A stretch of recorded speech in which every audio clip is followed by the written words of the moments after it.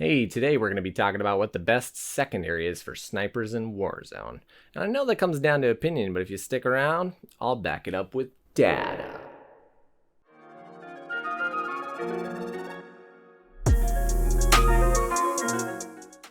Anyone who snipes knows that they are one of, if not the only option for extra long distance weapons, and excel at mid to long range.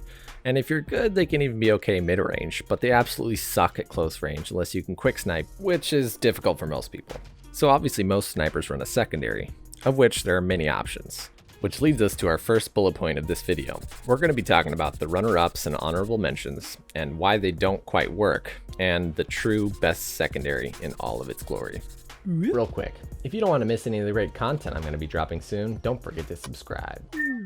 So, the runner-ups. Many people love the MP5 or the MP7 as their secondary to a sniper, which are a great option. They have fast time to kill at close range, good movement speed, but damage really suffers after just a short range. Base damage range for the MP5, for example, goes to 9.5 meters and 12.5 meters for the MP7. Other people enjoy using an assault rifle with maybe no stock and 5mm laser to tighten up the speed and hipfire, making them similar to SMGs, with the caveat, of course, that they will never be as fast, but are much better at handling mid-range opponents because they lack the short-range damage drop-offs.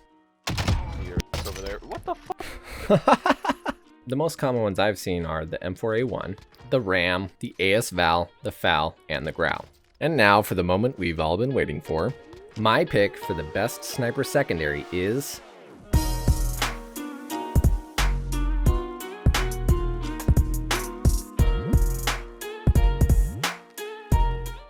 Now I can just hear all of you immediately thinking, but it has the lowest rate of fire of any SMG and therefore the worst time to kill. But I'm gonna have to stop you right there, because most people, myself included, were totally sleeping on the Uzi for one huge reason: the 41 AE conversion kit. What this 32 round mag does is it increases the rate of fire to 619 rounds per minute, slightly increasing its time to kill at all ranges. And amazingly, because it does 55 damage to the head, its fastest time to kill is actually 485 milliseconds, compared to the MP5 at 450 milliseconds, which is pretty close. But the 41AE also extends its already decent base damage of 15 meters out to a whopping 28 meters. To help you understand, this is comparable to an assault rifle. In fact, similar to something like the CR56 AMAX, which base damage is similar, but base range with no attachments is only 24 meters. This is such a big difference that I would not even consider running the Uzi without the 41AE conversion.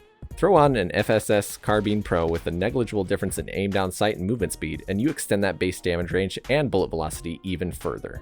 Basically, this conversion kit makes any SMG with the longest barrel quickly look like a pea shooter in comparison, because it means that 485 millisecond fastest time to kill extends out to a bare minimum of 28 meters, which at that range the MP5 takes a whole 1100 milliseconds, or basically a full second, to take someone down.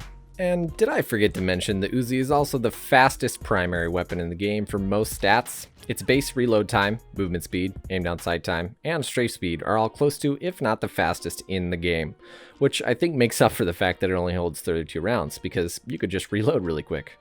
Combining the Uzi's damage range and speed is more than enough to compensate for a slight disadvantage to other SMGs at point blank, especially when you're using a sniper and you really need that close to mid-range coverage the most.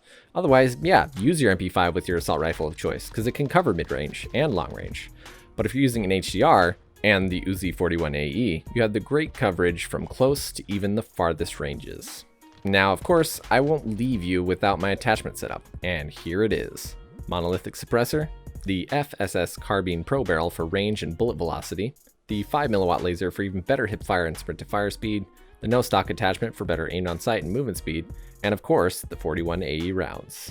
Now, personally, I find the recoil of the Uzi to be really easy to control, but if you can't handle it, and you don't mind the speed reduction, I'd put the operator foregrip instead of the no stock, because it controls recoil the most and doesn't have the speed reduction that the Merc foregrip has, which doesn't seem to affect hipfire spread that much anyway. Or you can use your sight of choice. That's all for this one. I hope you really enjoyed the Uzi as much as I have recently, and let me know in the comments if you think I'm wrong. See you in the next one.